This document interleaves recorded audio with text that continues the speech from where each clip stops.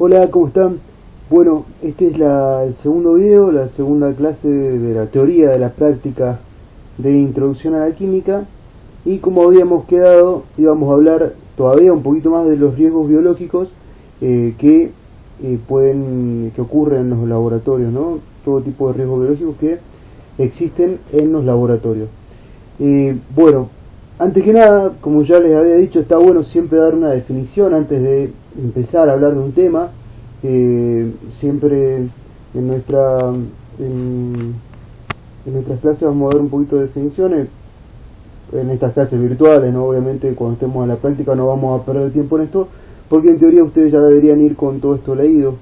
Igualmente, todas estas definiciones, todos estos conceptos, van a recibirlos bien de la materia bioseguridad, que bueno, se encarga de explicarle y explayarle un poquito más todos estos conceptos, pero que no quería dejarlos pendientes antes de que ustedes asistan a un laboratorio de análisis clínicos, porque bueno, son muy importantes, ¿no? Para protegerlos a ustedes, proteger el equipo, inclusive las muestras del laboratorio.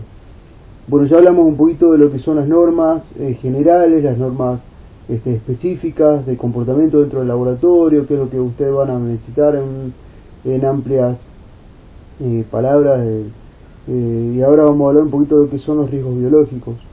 Esta definición la saqué de una página del Ministerio de Salud de La Rioja, me pareció bastante acertada, y se define el riesgo biológico como la posible exposición a microorganismos que puedan dar lugar a enfermedades y motivada por la actividad laboral, ¿sí? Su transmisión puede ser, esta parte está buenísima, porque a ustedes le van a dar que pensar cuáles son los riesgos, ¿no? Cuáles son la existencia de los riesgos.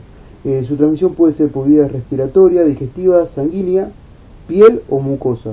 Ahí se dan cuenta que riesgos existen de un montón de tipos, de formas, y entonces ustedes van a tomar medidas para cuidar su salud dentro del laboratorio. Cuando dice factores de riesgo, bueno, existen un montón de factores de riesgo de algún accidente biológico, pero según la OMS, esto es una definición general, esta la saqué también de la página de la Organización Mundial de la Salud.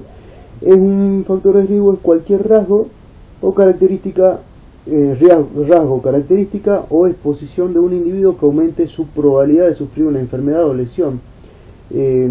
Vale decir que, bueno, si nosotros no utilizamos los elementos de bioseguridad dentro del laboratorio, estamos haciendo que estos factores de riesgo aumenten, ¿no? Obviamente, enfermedades preexistentes, bueno, son algunos que se me ocurren ahora dentro del laboratorio específicamente, aunque esta definición es un poquito más general, ¿sí? Los riesgos biológicos, bueno, tenemos que hablar un poquito también de lo que son los agentes biológicos, ¿sí? ¿Qué es lo que a nosotros nos producen nos producen enfermedades? Nos pueden producir enfermedades, básicamente. Cuidarnos de las enfermedades. Vamos a tratar de acotarnos solamente a eso, porque es lo que nos interesa ahora y en los laboratorios a donde nosotros asistamos, ¿no? Y hablemos un poquito de lo que son los agentes biológicos. Son microorganismos con la inclusión de los genéticamente modificados, vale decir microorganismos naturales y también los genéticamente modificados, y cultivos celulares capaces de originar cualquier infección, alergia o toxicidad, ¿sí? Cuando hablan de cultivos celulares están hablando de los laboratorios de microbiología que cultivan a propósito ciertos microorganismos en la muestra para saber de cuál se trata. Ya van a ver un poquito más de eso en la materia de microbiología. Siendo los microorganismos, también quise dar un poquito una definición de qué son los microorganismos. Toda entidad microbiológica, celular o no, capaz de reproducirse o transferir material genético, ¿sí? Vale decir, seres que nosotros no podemos ver y que tienen vida, ¿sí? Características: son mayormente organismos microscópicos vivos y algunos de ellos de tipo infeccioso y parásitos que alteran la salud. Estas son las características de estos agentes biológicos que comprenden a lo que son los riesgos biológicos dentro del laboratorio, ¿no?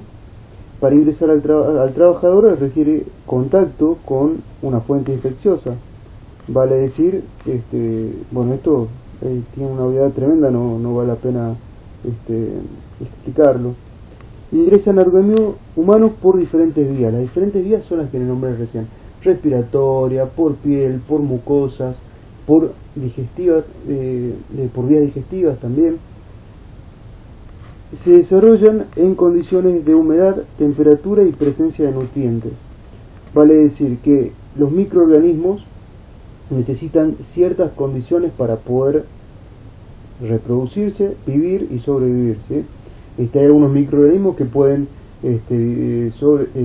vivir en condiciones mucho más duras que otras, ¿sí? Que otros microorganismos que tienen que tener necesariamente ciertas condiciones para poder sobrevivir. Y otra característica de estos microorganismos es que no son percibidos por nuestros sentidos, por lo que no nos ponen en sobreaviso de la existencia de un determinado contaminante. Un ejemplo que le doy también, bueno, esto no es de un microorganismo, es por ejemplo el gas natural de nuestra casa. Bueno, el gas metano es el que se utiliza, digamos, para encender nuestras cocinas y esas cosas. Bueno, como medida de seguridad lo que hicieron es al gas metano agregarle un compuesto que se llama mercaptano, ¿sí? Ese compuesto es el que le otorga gas al mismo, entonces nosotros podemos percibir cuando hay una pérdida y por lo pronto evitar algún tipo de riesgo, ¿no?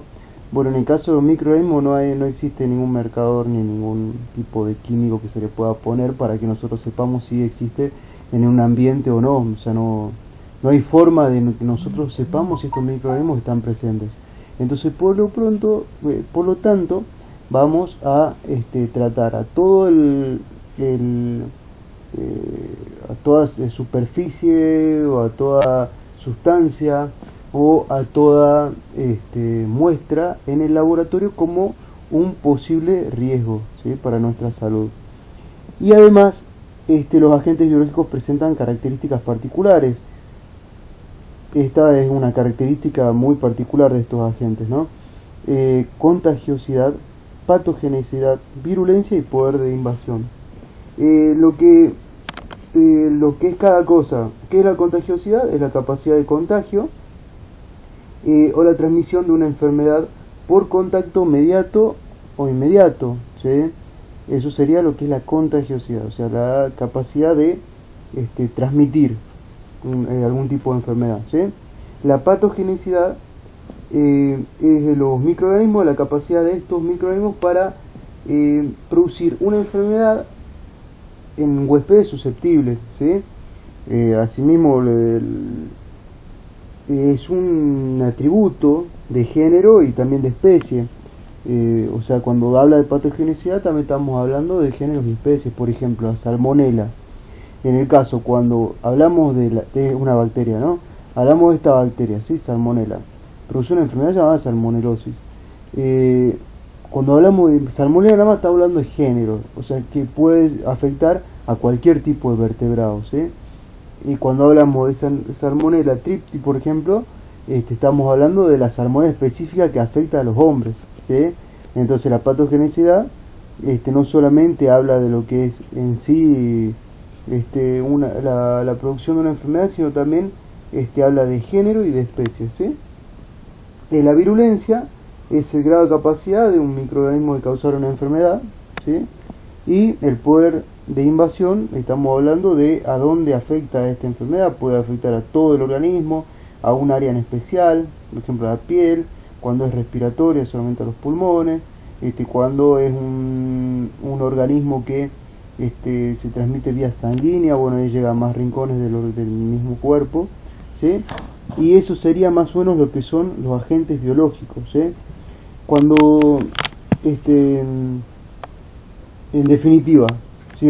Cerrando este tema, los riesgos biológicos existen en los laboratorios y nosotros tenemos que tomar medidas tal que tengamos presente, y todo el tiempo presente, de que en el laboratorio existen algunos organismos que pueden afectar a nuestra salud y tenemos que estar atentos a eso, tomar las medidas que, bueno, algunas que ya les mencionamos, como el comportamiento, y le vamos a mencionar que son la utilización de elementos de protección personal, ¿sí?